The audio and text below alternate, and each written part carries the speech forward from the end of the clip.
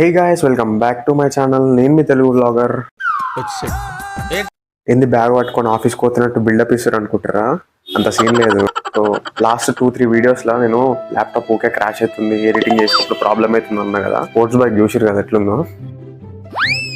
యాక్చువల్గా దీన్ని RAM upgrade చేపిద్దామని అయితే వెళ్తున్నా.